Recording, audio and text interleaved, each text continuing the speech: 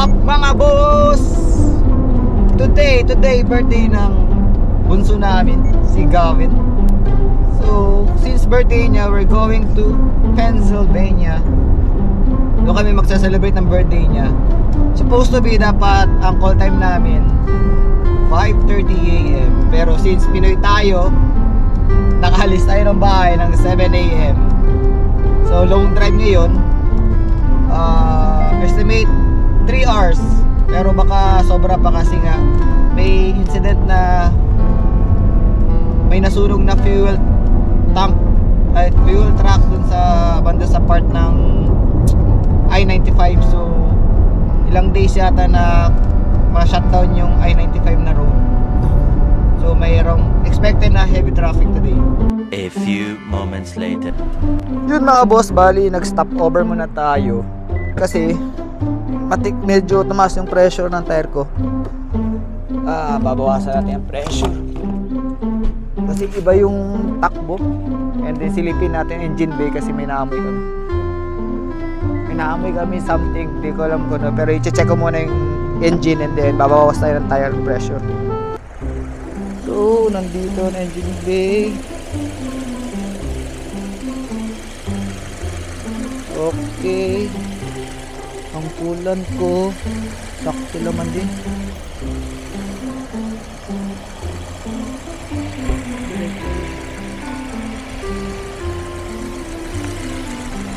Silip wala man, super okay. Baka sa labas lang yun. Hindi marunong pang ano ko, baka dito yun siya. So far goods tayo. Wala namang natanggal. Wala ko na amoy. Walang problema. Silip tayo dito. Wala. Dito, okay pa yung natin. Ayun, buwasan muna natin. Merap na kasi dati tumakbo ganito ka ka tigas ng gulong. Bigla ako na butasan ako dun sa New York last time. Kaya ngayon, check lang natin. So maganda yung tamang pressure lang. Yun, tapos na rin. Nabawasan natin yung pressure ng tire. So far, all goods naman.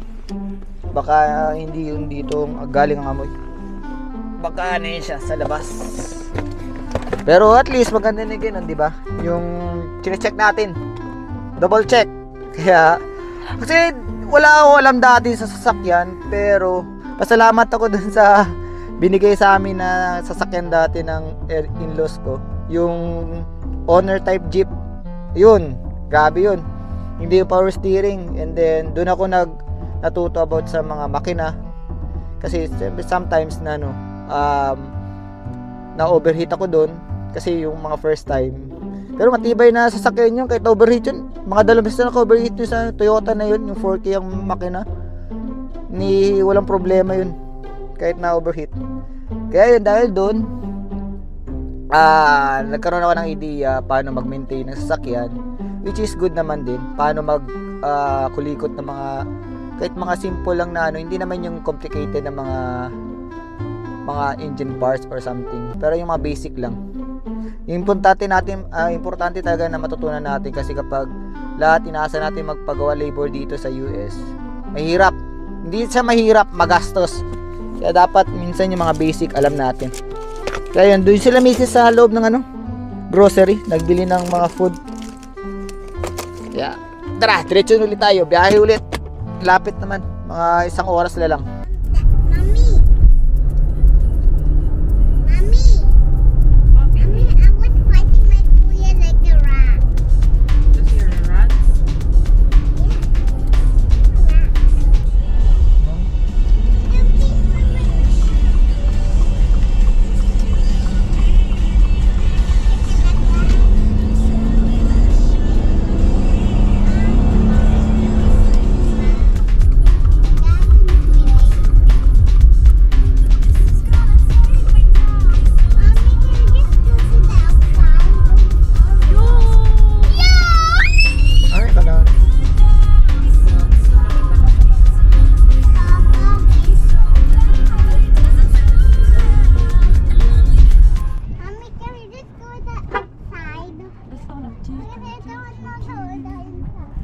Yun mga boss, iniwan naman tayo ng mga bata pati ni mami. Pero okay lang yun. To papasok na tayo pala dito tayo sa Kalahari Beach Water Park Resort. Bali, dito naman sa may Pocono Mountains, part siya ng Pennsylvania. Ang Pennsylvania parang another state na naman siya. Malapit to siya dun sa Delaware kung saan yung nag-viral video na yung bridge na bumagsak. Dito malapit lang yun dito. Malapit rin sa Maryland and then malapit mismo rin sa Philadelphia. So, medyo pasok na tayo dito mga boss. Hanapin natin kung saan sila. Bit-bit ko yung mga gamit nila dito. Mga bags. Ito, dala ko dito. And then, dami mga tao ngayon Ayun, nandun sila. No, I just go back to my favorite door. What? So, dito yung kanilang check-in. Ganda. Kasi wala silang parang information desk. Ay, meron silang information desk pero dito na lang yata mag-check-in. Yan. So, no need ka na pumila dun sa information desk nila. Yan, meron rin sila dito catalog. Ito, after nyan, makukuha nyo na yung bracelet. Usually kapag sa mga theme park, may mga ganito. So, dito mo makukuha siya after you mag-check-in. And then, pagpasok dito, meron pala kayong deposit na $200 which is refundable naman din. Can you use it? So, let's go! Bali, kumuha rin pala kami dito ng rooms for overnight. Kaya pala merong $200 which is yung deposit, which is common naman kapag mag-check-in ka sa mga hotel. Ito nga ako kasi kanina gusto nang umuwi. Ayaw niya daw dito. Tingnan natin kung mag-enjoy siya dito. Kung ayaw pa naman niya. Sige, pakita natin ang water park. Kaya mag-uwi na daw tayo, daddy.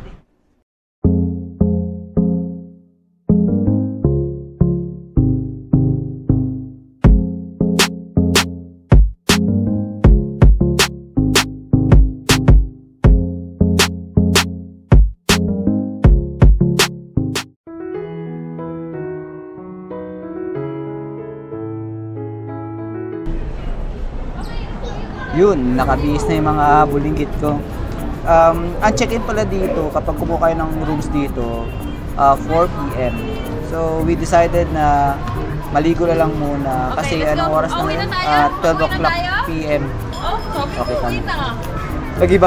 Nag-ibang isip ng bulinggit na yan. Hindi na tayo makapit So, yan. ligo muna kami ngayon and then baka after mamaya tsaka namin i-check-in.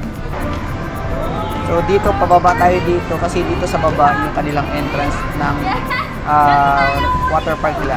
Ganda pala dito kasi mayroong arcade before ka papasok dun sa entrance. Madadaan mo tong arcade.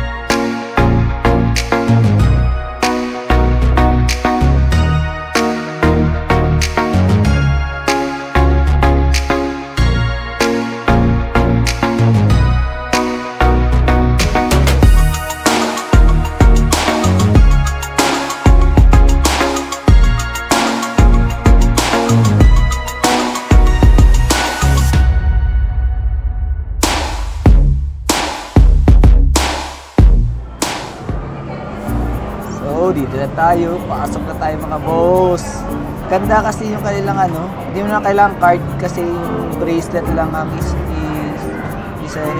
sensor para makapasok.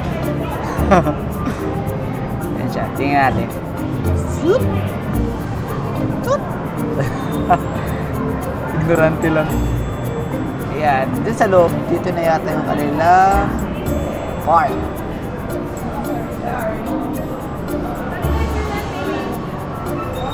Dito Dito tayo mga boss. Ang dami namin dala. Di ko alam kung may cottage ba dito or di ko alam. Tara na. Basta hanap lang tayo dito sa natin ito pwede lagyan yung mga gamit natin. Oh, meron pala dito locker rental. Ganda no, high-tech. So, decide kami na kukuha lang kami ng locker. Meron sila yata dito different size of locker. So, in short, card na naman ang babayaran natin. Maganda kasi meron siyang yun, meron daw magsiset ka ng pin code. After set ng pin code yun na. Yan. Kuha tayo. So, bali, ang locker dito parang $30 yung pinaka-large sila. And then, $25. And then, yun, so on, hanggang palit. Depende sa sizes. And then, meron kayong number na dun sa ticket nyo. Yun, hahanapin nyo lang. And then, yun na, di ba, meron kayong pin code na set. Yun. So, hanggang dito na lang mga boss. Part 2, abangan! Ligo time!